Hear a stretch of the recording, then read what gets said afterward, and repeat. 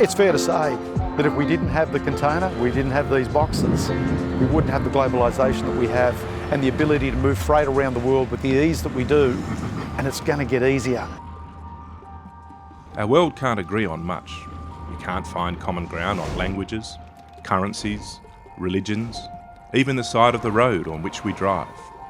But somehow, trading companies around the world, some of the most competitive operators in all of business, manage to agree on the exact size of a metal box that has dramatically changed the way we trade and the lives we lead.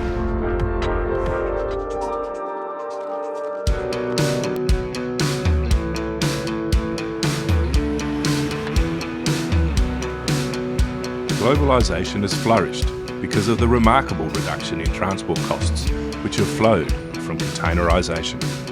Trade shipping costs used to be around 20% of the costs of goods getting out to market. Now that's just around 1%, and a large part of that is because standardisation has enabled the cost to be driven down, and that means we can be far more competitive when we get our goods out to the rest of the world.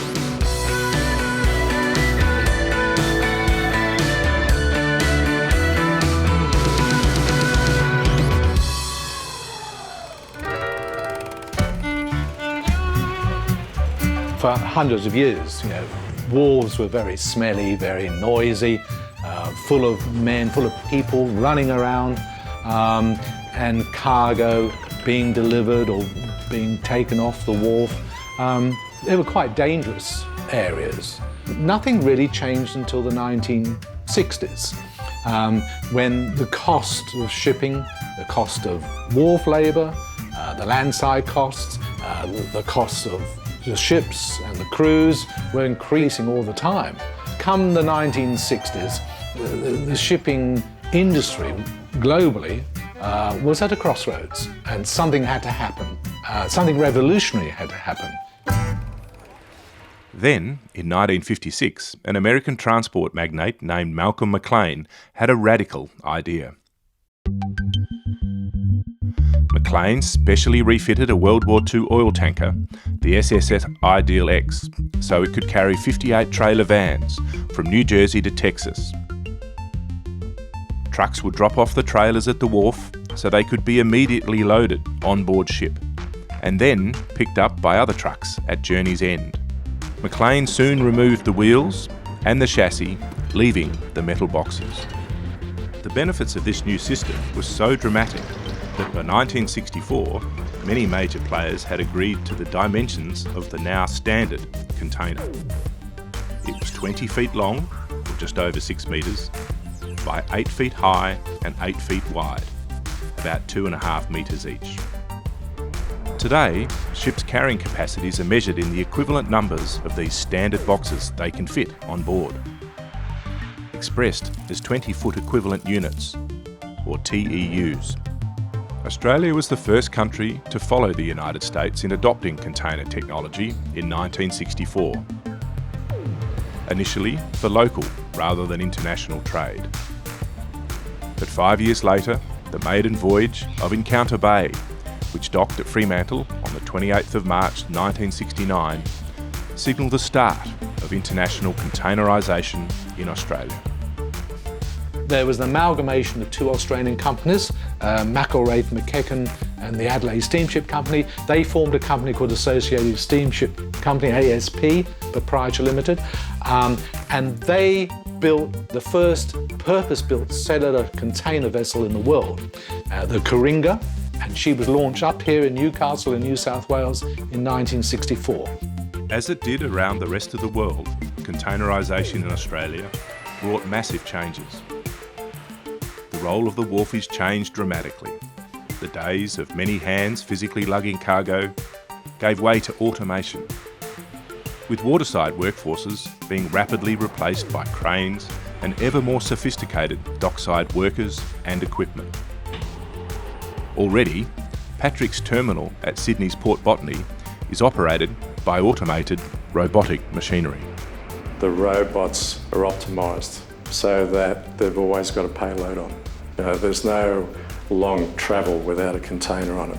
They optimise everything, so they'll put in certain priorities on containers where they need them to go to the ship, or they want to attack the roadside so that we meet our KPIs on truck turnaround times.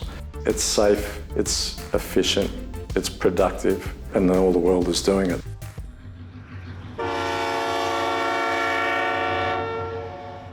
Containerisation has enabled Roger Fletcher to grow from a former drover to become one of Australia's great agribusiness success stories. We're probably one of the lucky ones that's grown with it. You know, there was containers around before I started processing, but you know, I've always been in the transport business from droving through, but we've been able to grow with that and bring, especially in this case, Western New South Wales, we've been able to diverse it to anywhere in the world. Originally, you know, beef and sheep meat, beef went out in quarters and carcasses, and they had to go on bulk ships, which was, that means the customer had to buy the whole product. We now be able to diversify, and a sheep could end up in 60 different customers. He's getting the product that he requires, not a residue. Roger Fletcher credits containers with giving his company options that were previously unimaginable. We can meet customers anywhere in the world, and we can supply what the customer requires. Without the containers, the marketing around the world would come to a halt. The proudest thing in my life is that I've come along at the right time to be part of that. Today, the giant of the industry is Denmark's Maersk. We have a global presence, 130 countries. We have right now 630 odd vessels, and every day of the year we're calling 246 ports with the current network. We're carrying about 12.5 million containers a year, and that's a substantial part of the global trade in containerised freight. Maersk has a turnover almost equal to that of Microsoft, and it transports 15% of the world's gross domestic product. Like many other global operators, Maersk is working to digitise its freight processes, replacing manual systems with an integrated digital platform. We looked at the manual processes that are in place at the moment, and to move goods from Africa into Europe, or from Australia into Europe, there's about, on average, 30 different parties involved, and each of those handovers are manual. So there's a lot of cost tied up in that at the moment. On a digital platform, that you will have visibility from the manufacturer to the end buyer of the goods, and that will then allow maybe the next generation of people to trade with a far less complex and costly supply chain. Shipping has become an essential part of our daily lives, far more so than most of us realise.